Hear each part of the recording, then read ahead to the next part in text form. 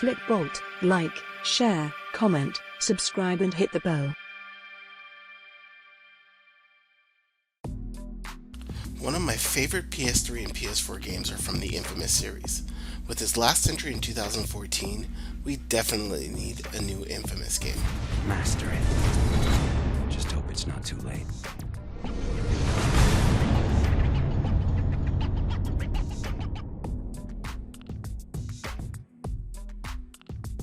Developed by Sucker Punch Productions, Infamous was a groundbreaking superhero sandbox game.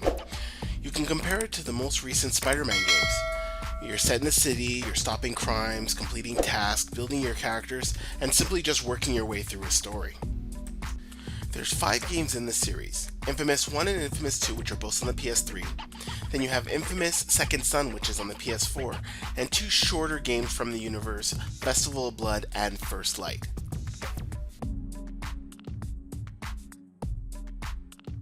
One of the standouts in the Infamous series is the karma system. Starting from a neutral position, it ranges from hero on the good side to infamous on the evil side. Certain actions such as eliminating rival gangs, helping injured, or rescuing citizens will affect the karma level.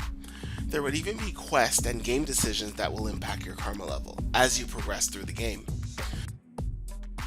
The first Infamous, released in 2009, follows Cole McGrath. It's set in a New York City inspired setting called Empire City. Empire City consists of 3 districts. You're going to have the Neon, Warren, and Historical districts. Each district has an elevated train system and a separate power grid. The premise of the game is built around the partial destruction of the Historical district by a mysterious explosion. You, Cole McGrath, are at the center of this explosion and is gifted powers. In addition to the explosion, a viral epidemic forces the authorities to seal the only bridge leading to the mainland. A rise in violent crime overwhelms the police and results in a societal collapse. Released in 2011, Infamous 2 continues the story of Cole McGrath as he ventures from Empire City to New Marais.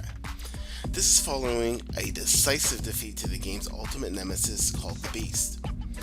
Gifted with a brand new melee weapon called the Amp, you navigate the game learning skills and building your character across the 2 islands in the New Orleans inspired city.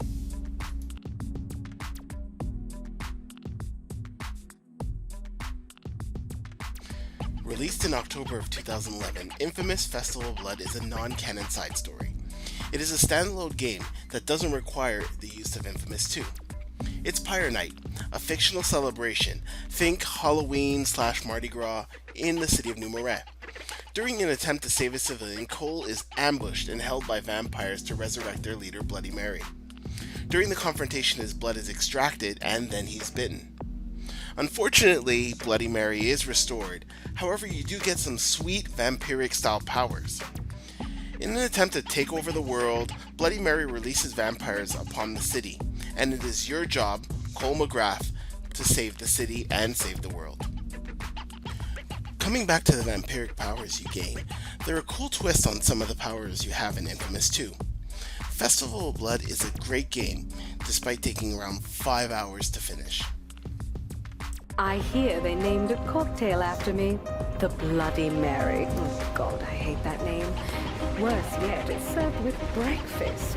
When was it ever acceptable to drink before 5 in the afternoon? What the hell?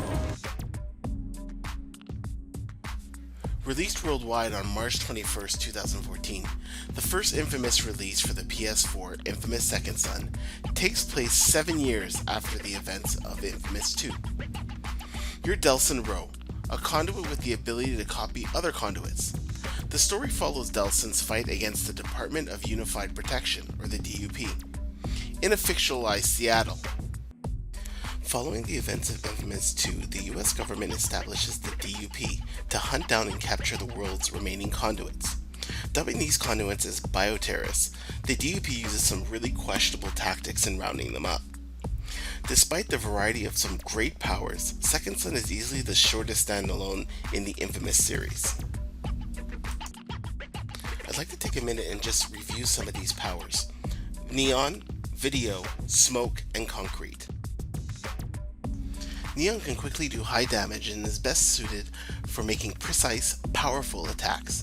Best suited for long-range combat, it can be acquired by absorbing Neon signs. When playing, I would use Neon to quickly cross the city with light speed. Also, the Stasis Bubble, which is a Neon grenade, causes enemies to levitate and freeze them in time. This allows you to target enemies' weak spots and quickly eliminate them.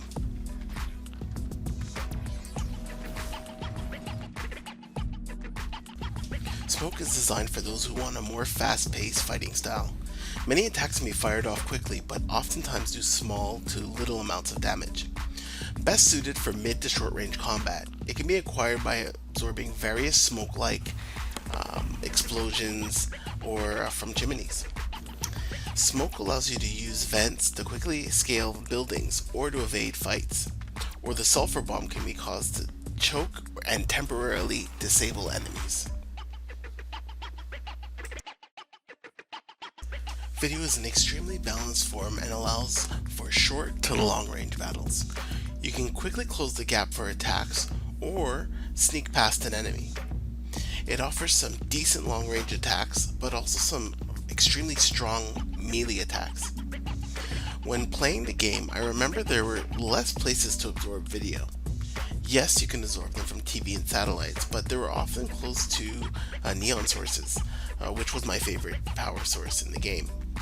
However, late in the game, some video powers like Shroud of Invisibility were extremely useful. It would allow you to create clones that would distract the enemy and allow you to escape or tactically attack the enemy from another angle.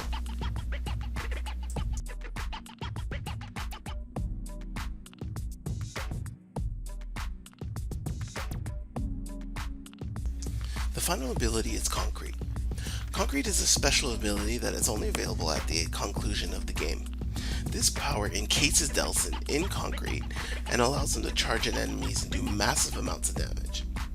While in concrete, Delsin takes less damage, but concrete lacks secondary powers like Shroud of Invisibility or a Karma Bomb. It's straightforward, get the job done type form, no messing around. It can be absorbed from fallen concrete warriors that are often found at the end of the game. This is a very fun form, but due to its high drain, it's often very dependent on constant recharging. The final game in the Infamous series is the digital download game called Infamous First Light. Although released in August 2014, a few months after Second Son, First Light is set a few years before Second Son. You play as Abigail Fetch Walker from Second Son fame, a fugitive on the run with her brother Brent. Abigail, currently captured by the DUP, is basically telling her story up to that point. She tells the story of her and her brother falling into drug abuse and just basically doing what they need to do to survive. Following the kidnapping of her brother, Fetch is pulled into a drug war. First Light is built as a prequel and gives deeper insight into the infamous story through the eyes of Fetch. Similar to Festival of Blood, there is no karma. You just play through the game. First Light is about 5 to 6 hours of gameplay with some great post-game content. I personally enjoyed First Light, and it was real nice to come back to Seattle and go deeper with different missions and goals.